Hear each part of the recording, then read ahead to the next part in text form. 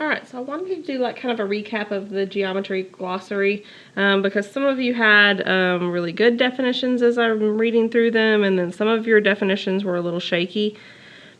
So I want to go over just a few of those. I gave you some feedback, or I will be uploading some feedback about your glossaries in particular, but there was just a few things I saw that I want to make sure that we're clear on. And then also I want to maybe start preparing you for test 3 a little bit. Okay, so a polygon is just a many-sided closed figure. Quadrilaterals are special types of polygons. Quadrilateral, the prefix quad means 4, right? So it is a 4-sided polygon. So hopefully you noticed that a lot of the definitions for quadrilaterals were similar. So if I asked you, for instance, which quadrilaterals have 2 pairs of parallel sides,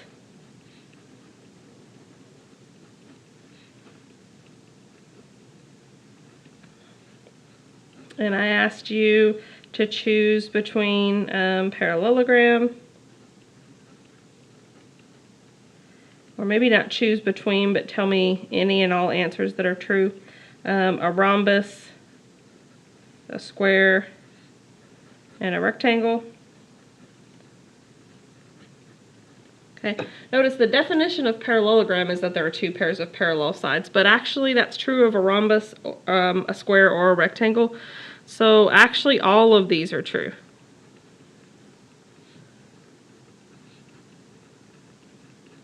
Okay, so on test 3 you may see some questions that aren't traditional multiple choice where it says choose all the following that would apply. Okay, so it's going to be kind of important that you understand those terms that were on your geometry glossary. I had you do that ahead of our geometry lessons for a reason, to hopefully give you some background. So in general, just so we're clear on kind of how quadrilaterals fit into each other, okay, you can have quadrilaterals that are parallelograms.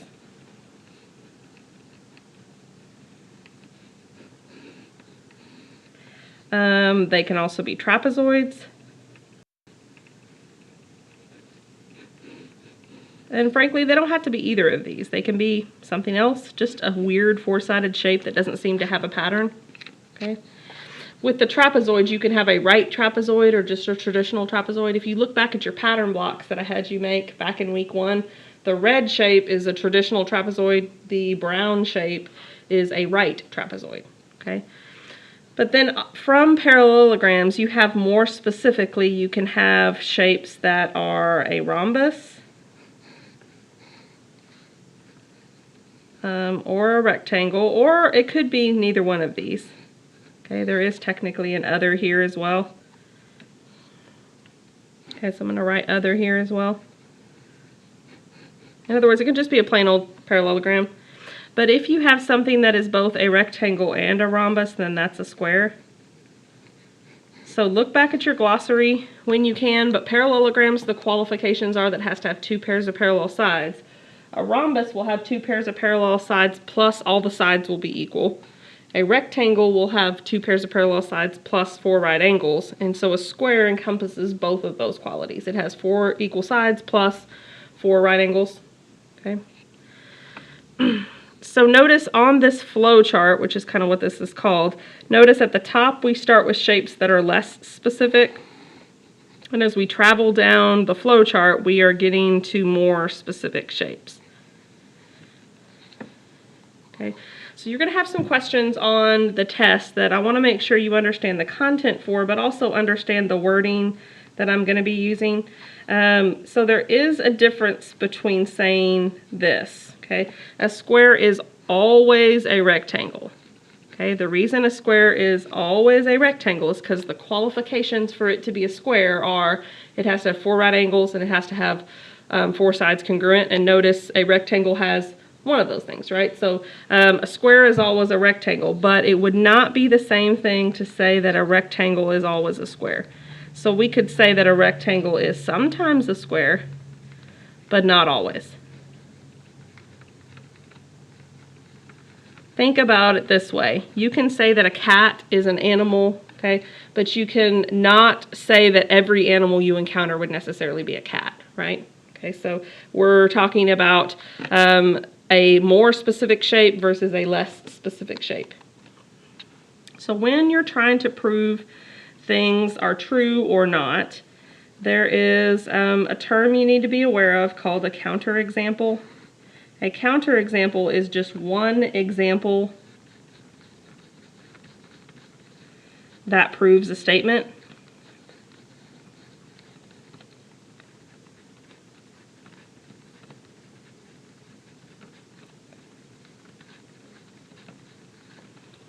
Okay, think about like in courtroom dramas, they call it, you know, I'm going to counter-examine you or whatever, cross-examine you, I guess that's really the word, so forget I said that.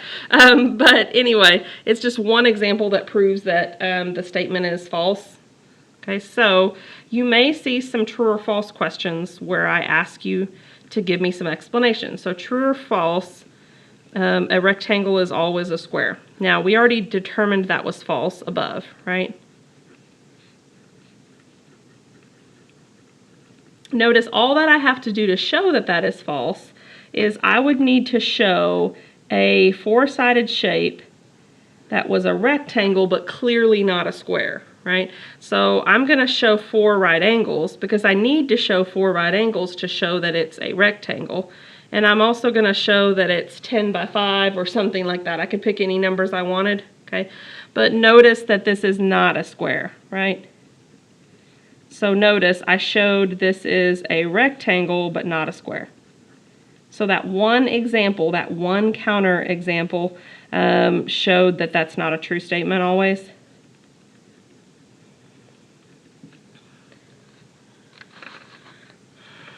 So there is a statement in logic that to prove something false, you just have to show it's false once.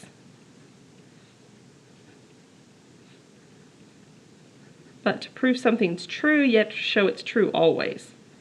So the burden of proof is actually a lot more challenging to prove something is true than it is to prove it's false.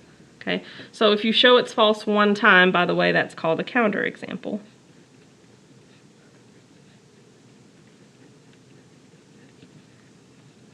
So, like I said, it's much more challenging to show something's true.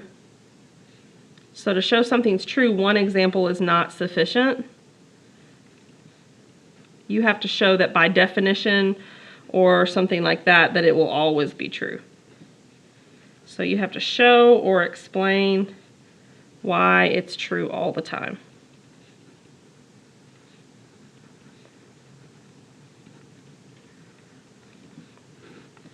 In other words, it wouldn't have been enough if I would have said, hey, that's true because I can draw a square that is also a rectangle. Okay, that would not be enough though to prove that it's true. That would just be you proving it's true that one time, not always. All right, so you either have to do that with explanation or something. Okay, so let's go the other way. A square is always a rectangle. So notice I'm not going to give an example in this case because I already determined that an example wasn't good enough. But I can explain it, right? So I'm just going to explain it by definition. Since a rectangle is a quadrilateral,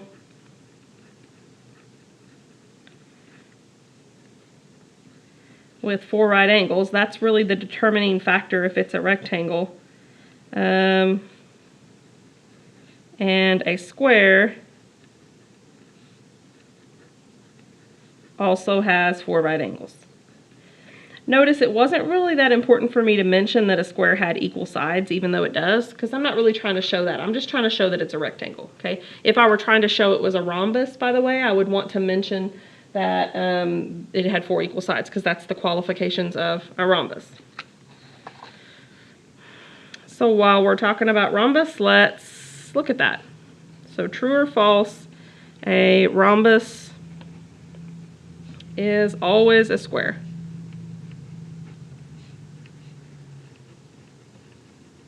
Okay, remember the qualifications for it to be a rhombus means 4 equal sides and it's a parallelogram. Okay, the qualifications for a square means that it needs to have 4 right angles plus have the 4 sides. So we're going to say that's false. Okay, but we're not just going to say that's false. We're going to provide a counterexample to show that it's false. We only have to give one example. Okay, so notice I'm going to want to draw a rhombus that does not have 90-degree angles, right? So maybe one thing I could do is say, hey, all of these sides are the same. Okay, I could even go back and use my symbols for parallel to accentuate that, hey, these sides are parallel to each other. The opposite sides are anyway. Okay, but I would need one more bit of proof to show that this is not a square. I would need to show that this is not a right angle. So I'm just going to pick an angle measure. So I'm going to say this is 110 degrees. Okay, so notice this is a rhombus. Okay, it's a rhombus because of the 4 equal sides, but not a square. And it's not a square because there's no right angles.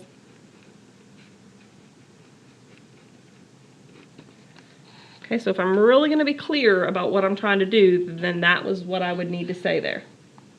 Okay. And so lastly, just to make sure we really understand those geometry terms, make sure that you know how to really show me that you understood what you wrote on your glossary. So let's say on test 3 I asked you a question like this. Show an obtuse and isosceles triangle.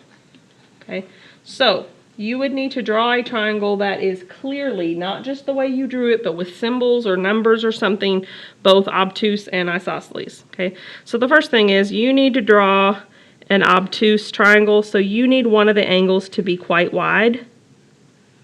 Okay, and you need something bigger than 90 degrees. So I'm just going to say this is 130 degrees. Okay, it doesn't really matter what I say there. Okay, so notice that this is the proof that shows that it's obtuse.